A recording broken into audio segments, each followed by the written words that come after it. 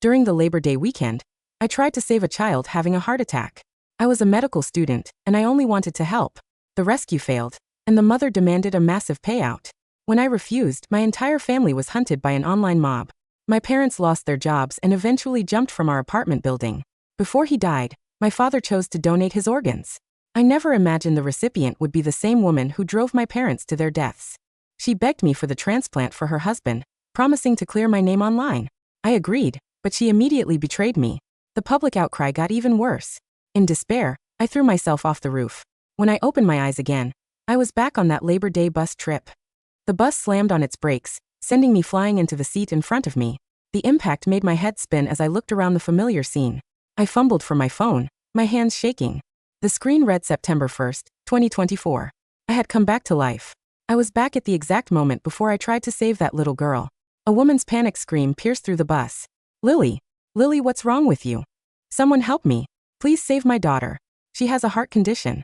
My instincts as a medical student urged me to stand up. A second later, I forced myself to sit back down. In my past life, I fought so hard to save her. When she died, her mother claimed I was the one who killed her. She told everyone that if a real doctor had been there, Lily would still be alive. But we were on a remote mountain road, and an ambulance was hours away.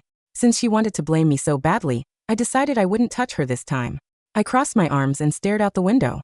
The driver pulled over, and a girl behind me stood up. Ma'am, I'm a student. Let me try. Get the child off the bus first. Brenda Miller, the mother, sobbed and thanked her. She grabbed the girl and rushed outside. The passengers followed them to watch the drama. Right before the other student started, I grabbed her arm. Check for a pulse first, I whispered. She gave me a weird look, but followed my advice. Brenda's face was covered in tears as she knelt on the grass, waiting for a miracle. The little girl's eyes were shut tight. Her face was pale, and her small body looked so fragile. After a quick check, the student looked up at the crowd. She doesn't have a heartbeat. I wasn't surprised at all. Before I died in my last life, I found out Lily was already dead before I even started CPR. Back then, the scene was a chaotic mess. People were shouting, and Brenda was begging me on her knees. She's so young, please. She's my whole life, she had screamed. I was just an undergrad back then, acting on pure adrenaline. The pressure was suffocating. I only had one thought, save her. I had to bring her back. I didn't stop to check her status. I just pumped her chest until my arms went numb. I never realized I was performing CPR on a corpse. I only told this new girl to check because I didn't want her life ruined like mine was. When the student announced the girl was gone, Brenda collapsed backward. She looked like the picture of a grieving mother. The other passengers rushed to support her. Brenda then threw herself at the student's feet. There has to be another way. Please keep trying. The student didn't give up. Even though there was no pulse, she started compressions just like I once did. I tapped her shoulder. It's over. Let it go. Tears rolled down the student's face. I knew exactly how that felt, the crushing weight of failure. Brenda suddenly lunged at me, pushing me so hard I hit the ground. Her eyes were bloodshot and full of rage. This is your fault. You stopped her from helping sooner. You killed my daughter. The crowd started whispering, looking at me like I was a murderer. They were just bystanders who hadn't lifted a finger. None of them had even called 911 yet. I let out a cold laugh. The kid was dead before we even stopped. You all heard it. Don't you dare pin this on me. Brenda's fake rage flickered for a second. She looked away, appearing almost guilty. The girl doing CPR finally stopped. She curled into a ball on the ground, shaking. She realized that after 20 minutes, there was no hope left. Brenda crawled toward the body and hugged it tight.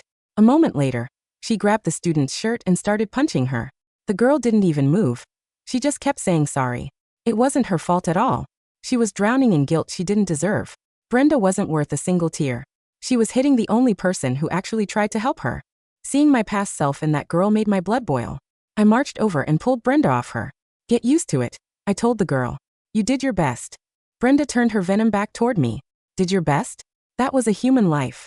You people act like trying is enough while a family is destroyed. In my last life, she said the exact same words to me. But in the end, it was my family that got destroyed.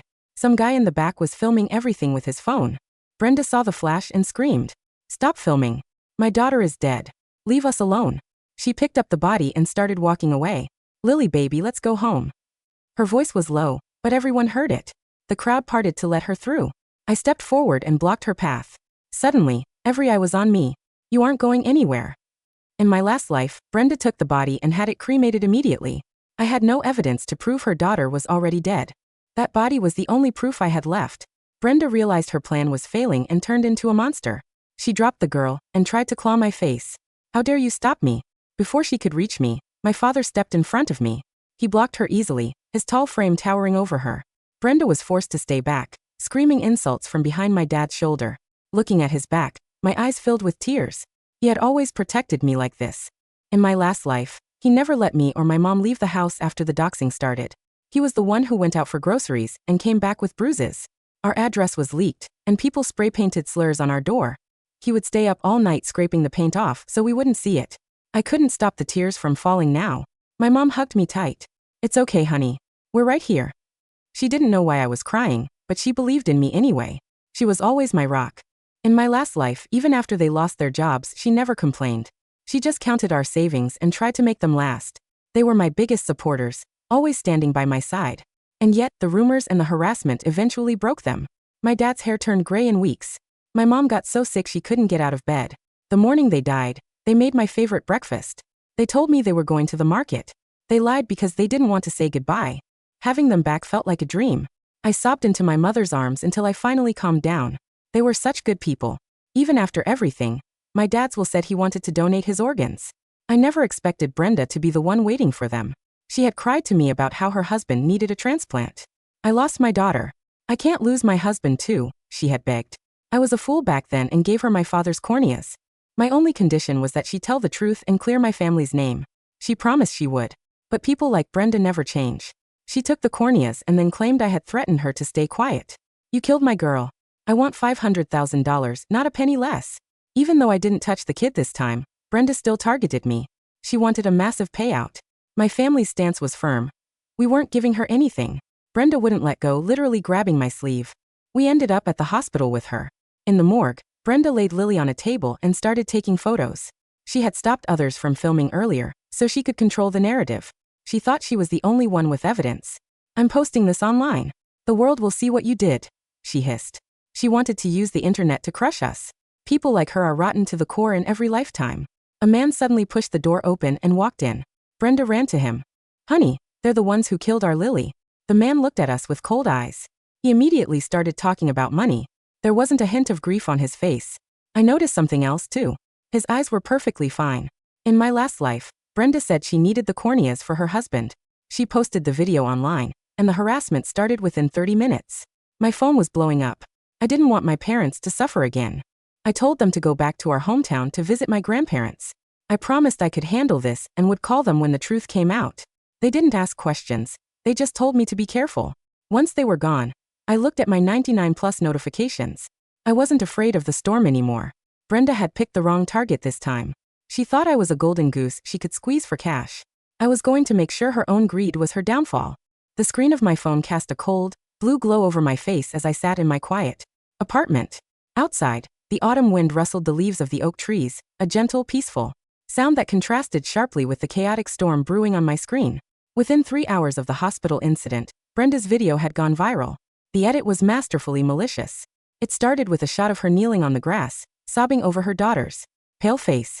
Then it cut to me, my face clear and recognizable, grabbing the other medical student's arm and whispering to her.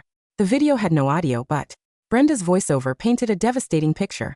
"This girl, she's a medical student, but she blocked us from saving my Lily. She stood there and told the other student not to help. She kept saying it was over before we even tried. If a real doctor had been there, my baby would still be breathing." The comments section was a dark, toxic swamp. How can someone like this be allowed to study medicine? She has no empathy. Expel her immediately. Look at her face. She looks like a psychopath. Someone find out where she lives. I watched the numbers tick upward. 10,000 views. 50,000. 100,000. In my past life, this was the exact moment my hands began to shake. The moment. The terror took hold of my throat and choked the air from my lungs. I had spent hours typing desperate, emotional explanations in the comments, trying to tell them about the lack of a pulse, trying to tell them about the remote road, trying to beg for understanding. But the mob didn't want understanding. They wanted a villain, and Brenda had handed them one on a silver platter. But this time, I didn't type a single word. I quietly opened my laptop and contacted Marcus, a senior law student at my university who ran a small, low-profile legal aid clinic. I had helped him translate medical documents for a case last semester, and he owed me a favor. Marcus, I said when he answered. I need a lawyer. A sharp one. And I need him. Tonight. Avery. Marcus's voice sounded surprised, then concerned. I just saw the video. On TikTok. Is that really you? It's me, I said, my voice steady, almost unnervingly calm. But the video is a lie. I have the passenger list from the bus. I have the contact information of the student who actually performed the CPR, and most importantly, I have a copy of the emergency dispatch log. The log? The bus driver called 911 at exactly 2:14 p.m. I explained. The other student declared the child had no pulse at 2:16 p.m. Brenda didn't even try to perform basic resuscitation herself before that. She sat there and took photos. I want to file a formal request for a police-mandated forensic autopsy. There was a long pause on the other end of the line. An autopsy? Marcus asked, his tone shifting from friendly concern to professional intensity. Avery, if the parents don't consent, a private autopsy is incredibly difficult to get. They won't consent, I said, a cold smile touching my lips. They wanted to cremate her immediately. That's why we need the police to mandate it. If we can prove the child died of a pre-existing condition that was actively neglected, the charge shifts from medical malpractice to child endangerment. I'm on it, Marcus said. I'll draft the petition tonight. Don't post anything online, Avery. Let them talk. The higher they build their mountain of lies, the harder it will fall. I know, I whispered, looking out the window at the dark street. I've already seen the fall once. The forensic center of the municipal police department was a quiet, clinical building smelling of formaldehyde and sterile steel.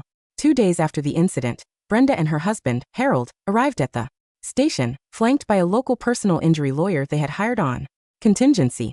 Brenda was wearing a simple black dress, her face pale, her eyes red from what looked like carefully applied makeup. But the moment she saw me sitting in the hallway beside Marcus, her expression hardened into pure venomous rage. You, she shrieked, her voice echoing off the tiled walls. How dare you show your face here? Have you come to mock my daughter's memory again? Mrs. Miller, Marcus said, standing up and stepping between us, his posture calm and imposing. We are here because the district attorney has accepted our petition. Under state law, because the death occurred outside a medical facility, and under disputed circumstances, a forensic autopsy is mandatory before cremation can be authorized. Brenda's lawyer, a slick man named Mr. Davis, stepped forward, his brow furrowing. This is harassment. My clients are grieving. They have already scheduled the funeral for tomorrow morning. We demand the immediate release of the body. The court order has already been signed, Mr. Davis, Marcus said, pulling a blue folder from his briefcase and presenting it. The autopsy is being performed as we speak by Dr. Sterling, the chief medical examiner. Brenda's face drained of color. She looked at her husband, Harold, whose jaw was tensed, his eyes darting toward the double doors of the forensic lab. For a fraction of a second, I saw a flash of genuine, cold terror in both of their eyes. They didn't want an autopsy. In my past life, I had been too terrified of the online mob to demand one. I had let them cremate the poor girl, destroying the only evidence that could have saved my family. But this time they were trapped in the very legal system they had tried to use to extort me. 2 hours later, the doors to the forensic lab opened. Dr. Sterling, a tall, gray-haired man with a stern face, walked out, holding a clipboard. He looked at Brenda, then at Harold, and finally at the police officers standing by the entrance. Dr. Sterling, Brenda's lawyer, said quickly, "Can we authorize the release of the body now?" "No," Dr. Sterling said, his voice flat and clinical. "The preliminary findings of the autopsy are complete. The cause of death was indeed acute myocardial infarction, a massive heart attack." Brenda let out a dramatic, sobbing cry, leaning against Harold's shoulder. "See, I told you. My baby died because of them." However, Dr. Sterling continued, his voice cutting through her cries like a scalpel. The toxicology report revealed an extremely high level of a prescription beta blocker in her system, specifically, propranolol. The dosage found in her blood was 3 times the maximum limit for a child of her weight. The hallway fell into a suffocating, dead silence. Brenda's cries stopped instantly. She stared at Dr. Sterling, her mouth slightly open, her fingers clutching Harold's sleeve so tightly the fabric warped. "Propranolol." Mr. Davis, their lawyer, stammered, looking confused. "But isn't that a heart medication?" "It is," Dr. Sterling said, his eyes locking onto Brenda with an intensity that made her flinch. "But when administered in such high doses to a child with an underlying congenital heart defect, it doesn't stabilize the heart. It causes profound bradycardia, leading directly to cardiac arrest." He turned to the police officers. The medical records show that this child had not been taken to her cardiologist for over 18 months. Her prescription had expired, yet the medication found in her system was fresh, purchased 3 days ago using a prescription registered to Brenda Miller. Dr. Sterling looked down at his clipboard. In my professional opinion, this was not an accidental death. This was a severe, deliberate overdose of prescription medication administered to a child with a known heart condition. The young police officer stepped forward, his hand resting on his handcuffs. Brenda Miller, Harold Miller, you are under arrest for suspicion of first-degree child endangerment, administering a controlled substance to a minor, and corporate extortion. No. This is a lie. Brenda screamed, kicking and scratching as the officers grabbed her arms, forcing them behind her back. She killed my baby. Avery killed her. It's on the video. It's online. But the video didn't matter anymore. The high-definition, unedited truth of the forensic lab had finally laid her lies bare. The next morning, the digital firestorm shifted directions with the speed of a hurricane. Marcus and I held a press conference on the steps of the municipal courthouse. We didn't release an emotional, defensive statement.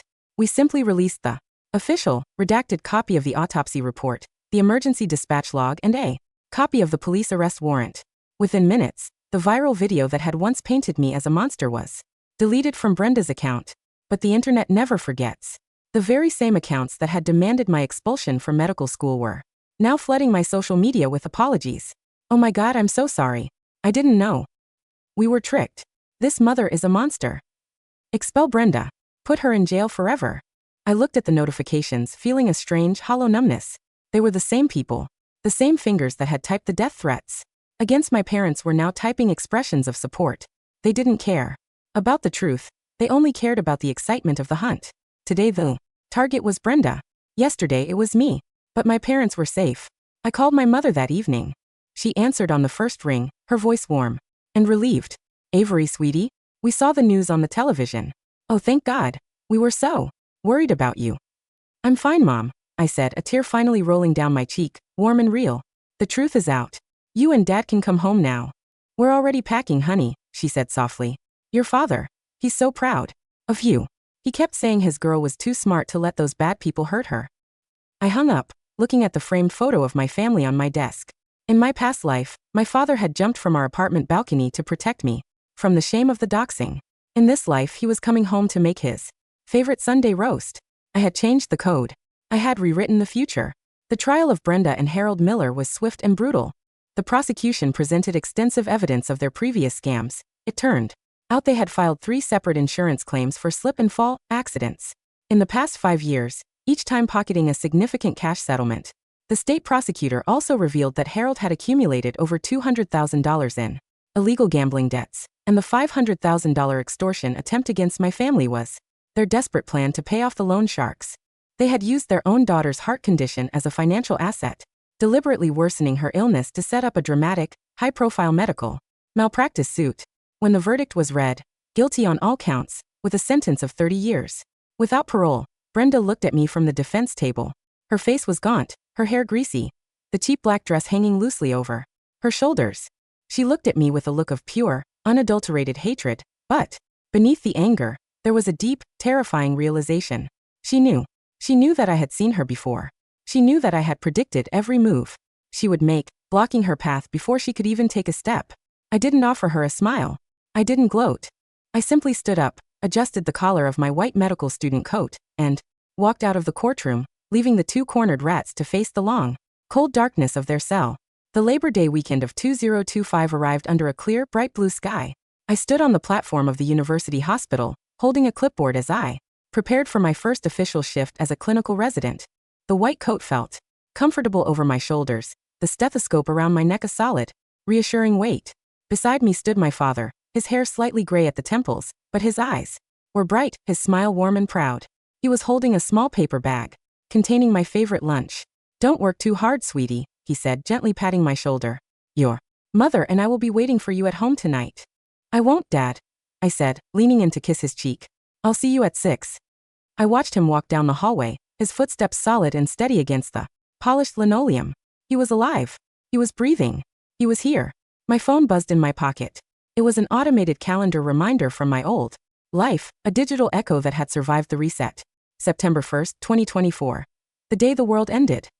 I stared at the screen for a moment, then slid my finger across the glass, deleting the reminder permanently. The world hadn't ended. It had simply begun again on my own terms.